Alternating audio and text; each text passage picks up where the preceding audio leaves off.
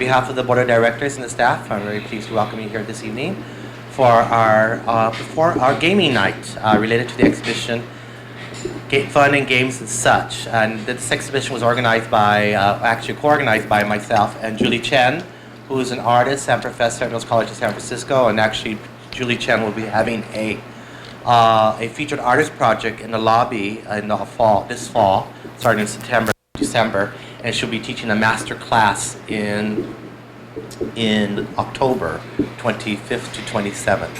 And it's a master class that combines printing and bookbinding.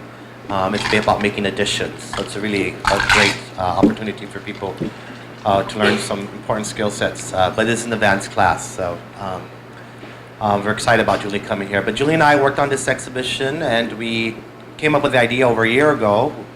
And then when we saw the review entries, and we also invited artists to participate, we went back and forth about what is fun and games, what are fun and games, and we kind of went. We at the end decided that we really wanted to have more politically driven work, more dark humor driven work that was really challenged notions of what fun is personally, things that make you chuckle when you actually look at it.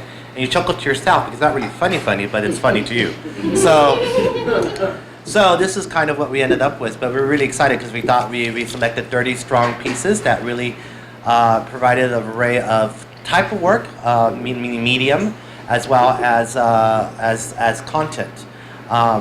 This exhibition is on view in the center, and additionally, the other exhibition we have up now is called Artist as Publisher, organized by Omar Lopez Shahud.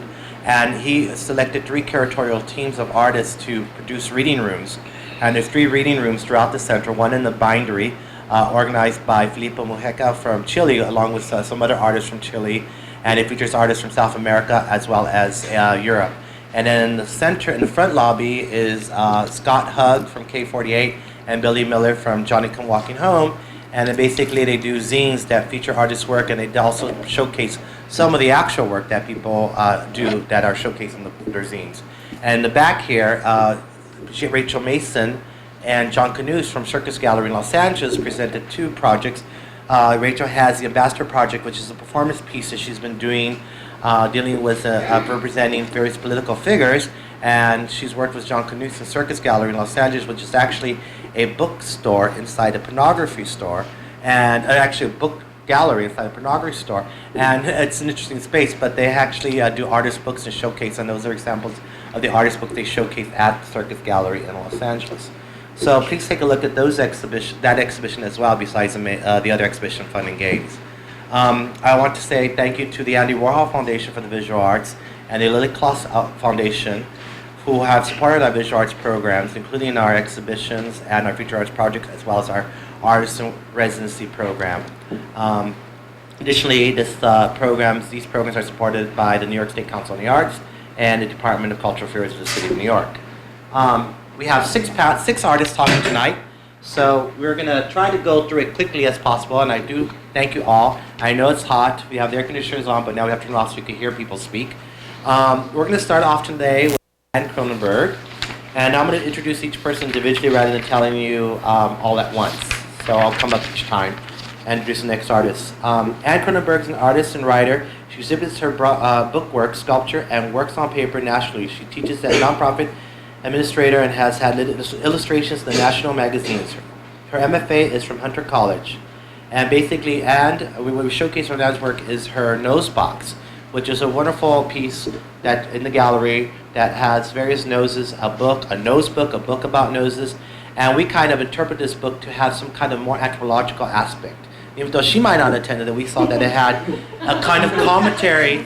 She looks at me. It had like a strong we wanted to make it so it had a strong commentary of issues of identity to us, because it was questioning how the nose could be such a strong feature or characteristic in the person's face. And stereotypes can be developed from the nose itself, and how people like or dislike their nose or want other noses. So this is how we interpreted her book, and she'll tell you about her work in her own words. Okay, first of all,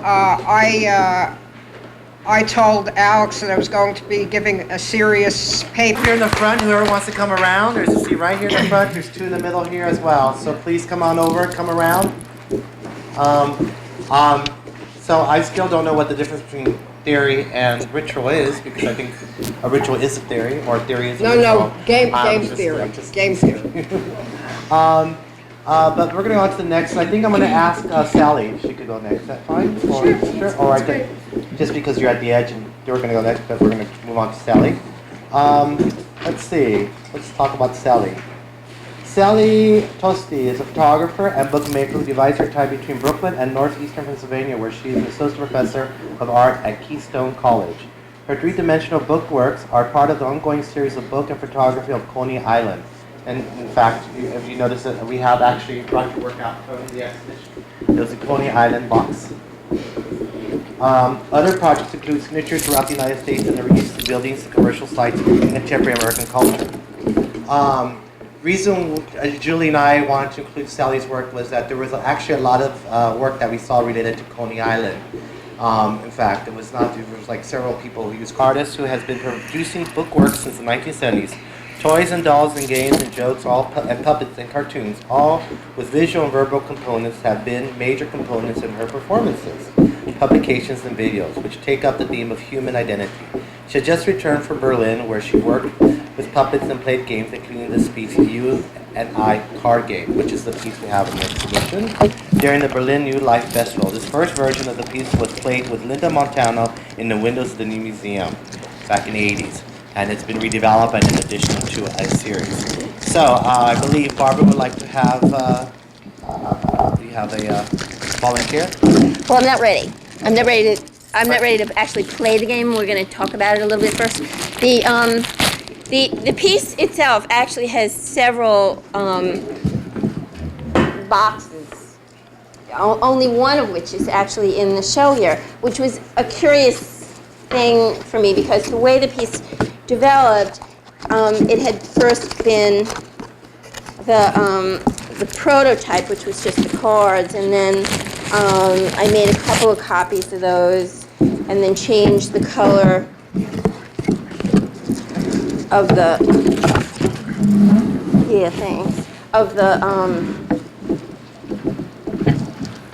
category cards. But one of the important things about making the changes was the boxing and the making of the rules, and the way the piece sort of developed into an edition, artist book object, rather than just the idea that had a physical format to it. The way it all happened was that George Myers Jr. Wrote a book in 82, I don't know, something like that, or 1982. And I had published at the time Sensations and was working on Homo Futurus. And in Introduction to Modern Times, he discussed 5 artists that he felt were related to each other: Carolee Schneemann, me, Linda Montano, and 2 others. And always searching for the perfect friend, I wrote letters to everybody in the chapter. And I had done that actually whenever there was any type of association with me and anybody else, because of always this sort of loner outside feeling with dozens and dozens of journals since the age of 11, which developed the ideas. So mostly I was ignored in the letters. I would say like maybe 99% of all the letters that I send out in the world are ignored, unlike my friends in the business community who are so astonished by that. And Linda was one of the people that returned the letters, and we developed this little correspondence. If you don't know Linda Montano, she's a performance artist who does things like chain herself to a Chinese American performance artist for a year. And they operate totally in tandem. And she's done pieces like where the exact same color purple every day for a year, the exact same color green every day for a year, et cetera, et cetera. But we never met. And we began to, in this correspondence, try to understand what it meant to use oneself as principal subject matter and still somehow produce either mediated materials for physical consumption or viewing later, or to work through books or pages and pages. Linda has these sort of folio-sized pages with colors made out of the clothing. So anyway, we were trying to understand these different ways of physicality and performance, of understanding each other, our own inner psyches, and the objectifying of things. But Linda had been a nun before she became a performance artist. And the idea of ritualizing behavior and wearing the costume and performing in a kind of daily way was important to her work, whereas the serendipity was important to my work. And that was one of the ways that we began to understand each other in the correspondence, but we'd never met. And I read that she was doing these series of card readings in the window of the new museum every Sunday.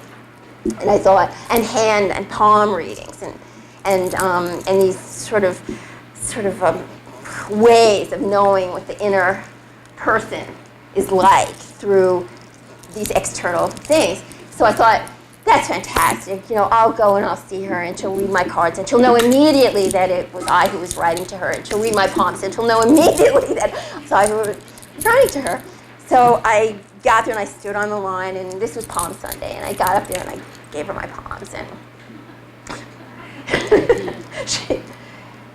she says, okay, extremely strong line between the creative unconscious and the something else, and like she's saying all these kind of wonderful things, and I'm going, oh, am I?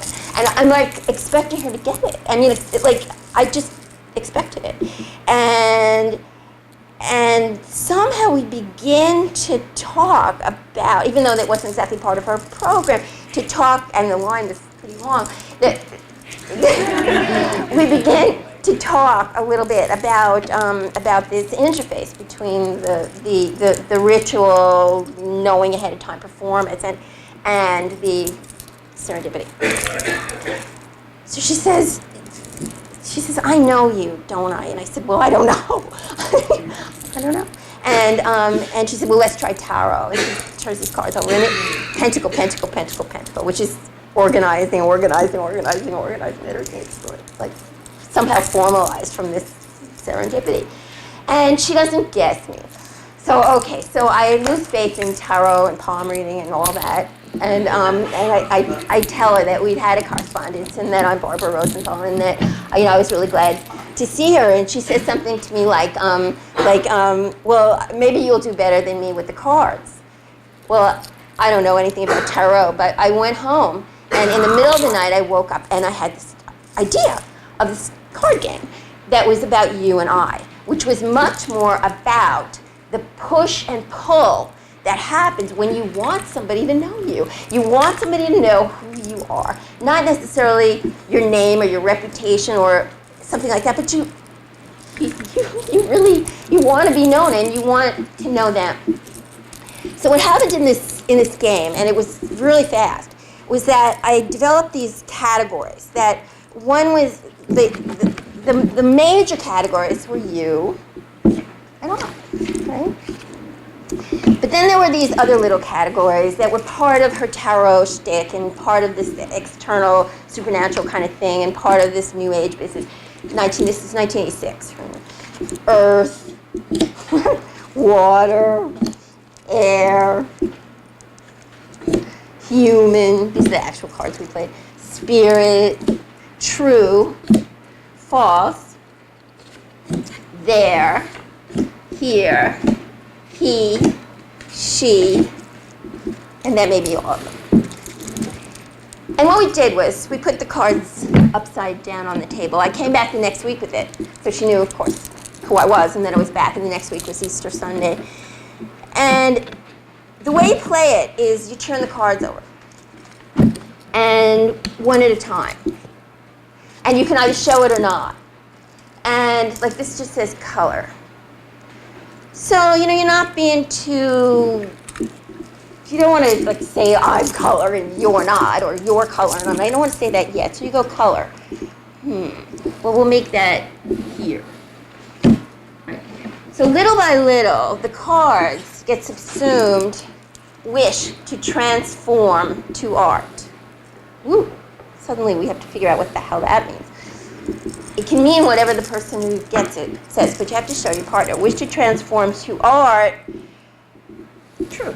I wish to transform to art. I would rather be impersonal. I'd rather not be me. I'd rather just be the art. So I'll put that under true.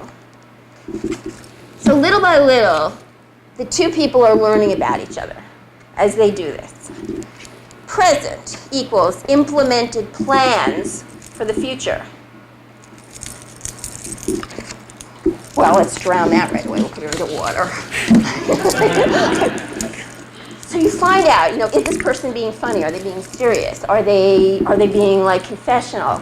Are they giving you anything? So far, there's nothing in the you pile. There's nothing in the I pile. Okay, so we go through like about 100 and something cards, and we get all 12 of them divided, but the game doesn't end. The next step is that you pick up, and they're numbered 11, 12, which is she. You pick up all the cards under she. Can't keep them there anymore. You've got to give them out again. And all the cards under she, which is why I made them pink, because you can't find them if they were white again, get subsumed under those, under air, under true, under human, under false, under there, under here, under you, under I, until all of the piles are gone, and there is nothing left but you or I.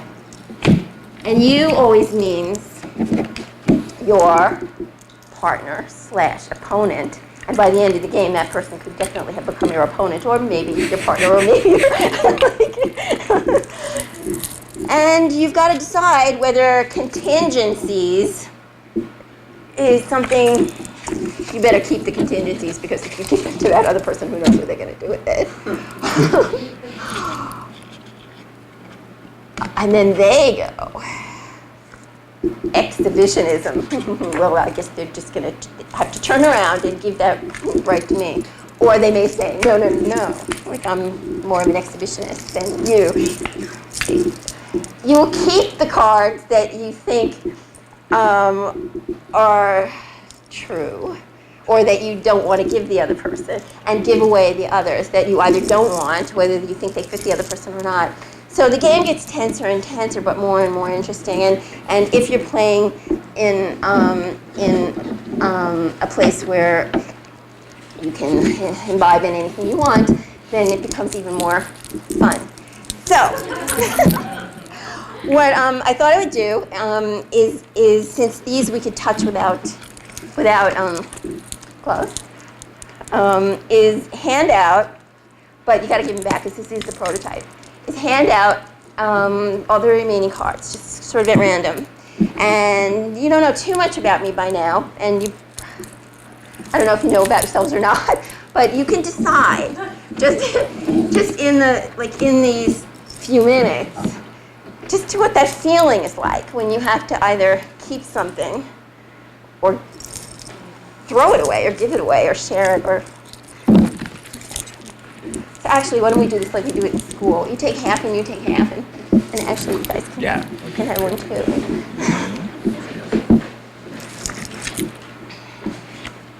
And while we're giving that out, I will recite my sound bite. You got a lot of good sound bites. I have one sound bite.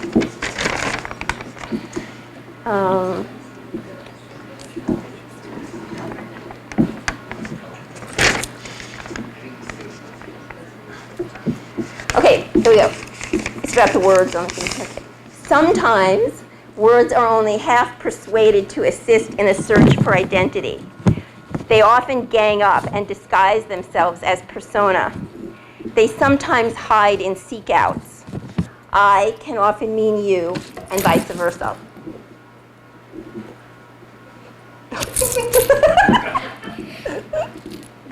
Are we ready? Everybody got a card? They're reading them. Smart.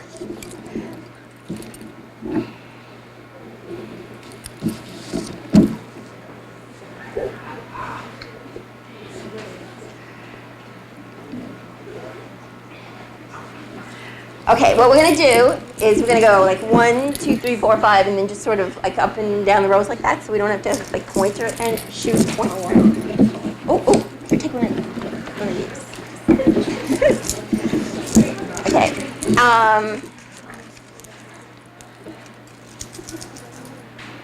Okay, so you're gonna read your card out loud and then say you or I. Okay, and we'll try to do this. Quick, you want cards? Go get yourself 2 cards. I think are they in the back? Yeah, there's 2. Okay, Andrew first. Color, I. Present, I think that's an equal sign, changing chemical proportions. You have to say us. Oh, Steve, a choice. Elevation, I. Love me. Me? Recomposition equals decomposition. I'm gonna have to say you. Body, I. Born, you. Temptation, you. Oh, guidance, you. Present equals wavering progressions. I. Lack, I. Trust, I.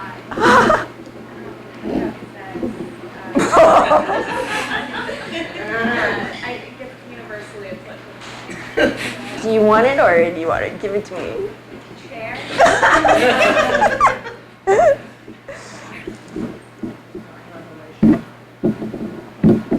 Success is absolute. Nobility, I. External identification, I. Okay, and I think we skipped you. What? Oh, that was temptation. What did I say? Oh. Present is accumulated cost, I. Oh, thank you. Facial expressions are reactive, I. Wish to succumb to art, I. Oh. Idealness in circumstance, I. Helping hear perfect sound, I. Oh. We have inner voices, and I actually think that is like you and I. Another us. That's the us again. Yeah, you know that in the actual game, Can't do you that. have to do it. Yeah, and I did yours. It's really a draw, I gotta tell you. But I'll give it to you. Okay, sit next row back. Physical imperfection reveals psychic imbalance. Oh. Sound? Oh, interesting. We're up to this row, I think. Wine. Idea, you. Self-punishment, you. Oh, perceptive. I. Continuity is reinforcement. Oh. Drinking water, I. Strength others. Art equals cosmology. Birth and I.